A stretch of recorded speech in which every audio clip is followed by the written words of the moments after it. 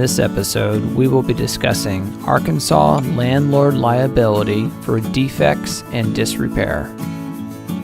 The Arkansas Code addresses the liability for landlords in the following manner when a tenant is injured on the premises. Agreement required.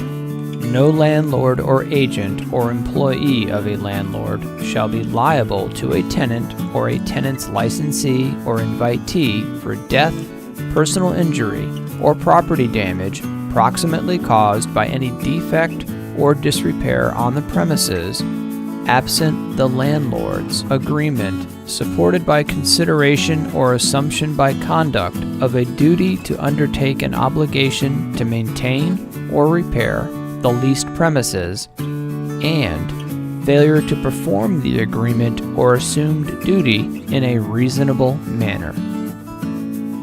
For additional laws and articles, visit AmericanLandlord.com.